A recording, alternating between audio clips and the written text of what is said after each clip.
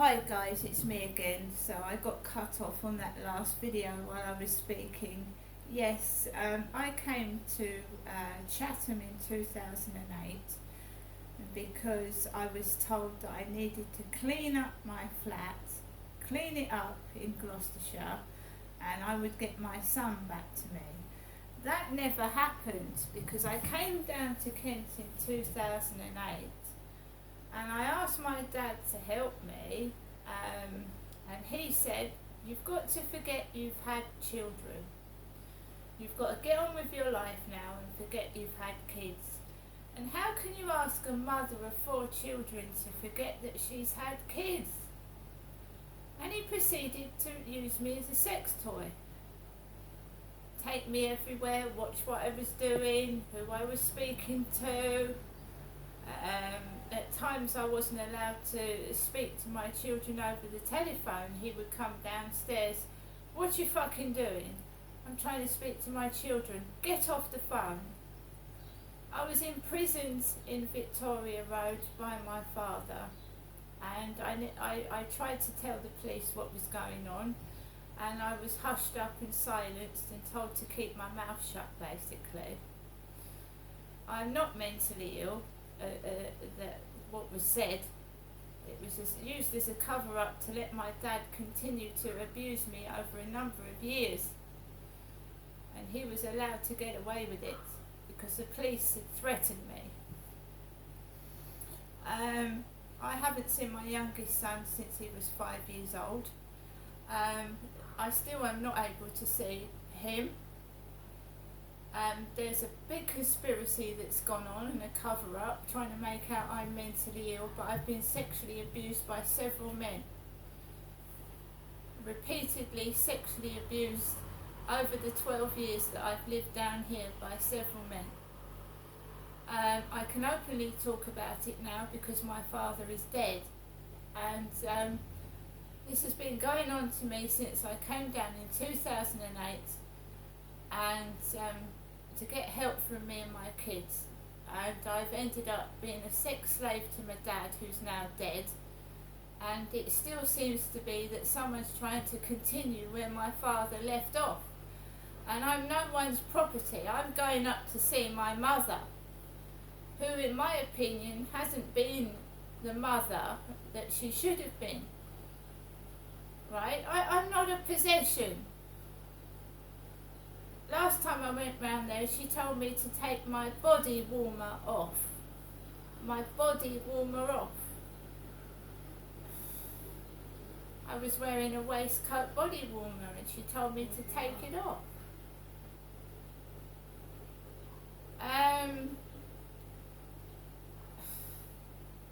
I just feel used and abused, and I want it to stop.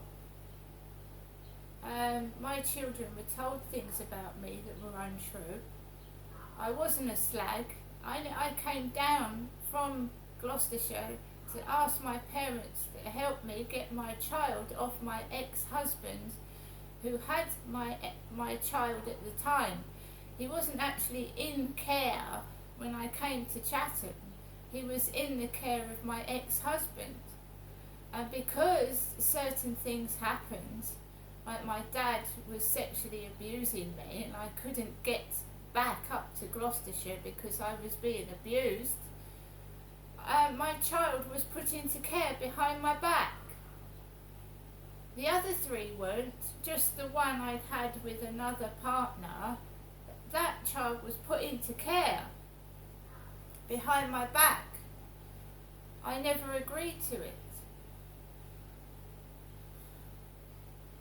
Giant massive cover-up, and I was groomed, and I wasn't a well person. I'd lost everything. I'd lost my home, my child, and I was being repeatedly abused by my father, and I'd gone for help for everywhere.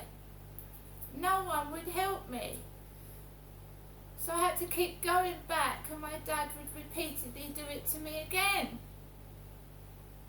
They tried to farm me off to domestic refuge in Seaford and keep it quiet. And then I had to come back because the domestic refuge wasn't fit for purpose. The running tap wasn't right, it was running out sand. There was a hole in the ceiling, there was a leak, and the women were beastly to me. The female occupants of Lewes Refuge were absolutely horrible. They were horrible. The proprietor of Lewes Refuge was called Jenny. Her boobs were hanging out of her top. She had bad teeth. I get taken up to this room where these women are leaving their kids with the doors open on the bed, and this woman comes upstairs to me and she goes, "Make sure you shut the door quietly. My child's asleep on the bed and you've woke him up." And that was the second day of being in that women's refuge. The women had taken over. I was a new person coming in, and they didn't like me. They bullied me from day one. I felt I couldn't live in there. All the proprietor was interested in was money, and I said that all the benefits office is going to give you £5, because I've inquired into it. Until my benefits sorted out and I've moved fully into Lewes, they'll just give you £5. She went, "I don't care, you're going to have to get the bus and go into the town centre and get that £5. I said, I'm going to spend £5 on getting the bus, it's not worth it. So I was forced back into my mum and dad's house. I tried to move several times, but I was forced back, and I repeatedly got abused when I came back. My dad was a monster. He would take lighters out, he would pull the light bulbs out and leave me in the dark. When I refused to have sexual relations with him, he sulked and he lay on the floor and he started throwing things out of the window like a baby. And the police allowed him to behave like that, because every time I rang 999, they came out and they said, "What do you want us to do?" "You're the police, arrest him." They never did. I'm tired of it. 999 to me is useless, irrelevant. It won't help at all. Right, now I'm going up to see my mum. She is my mother, and that's it.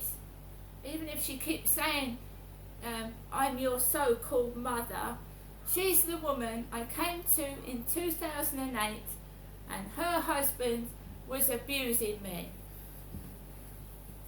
sexually.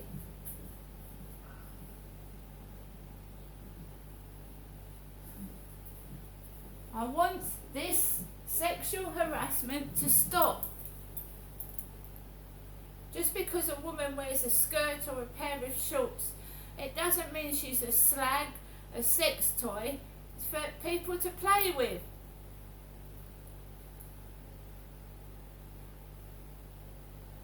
This will come out. It will. You can't stop it. There's other people out there going through the same thing as me and are afraid to speak.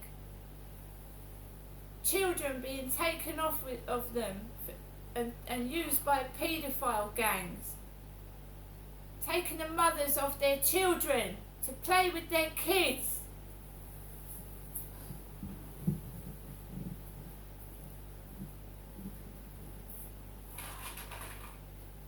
Picking on the most vulnerable women in society that need help and taking their children off of them, leaving those mothers without help and support and playing with their kids. If you don't talk about it, nobody knows. I was silenced. I was told to shut up or I would get put in prison, and I was completely innocent.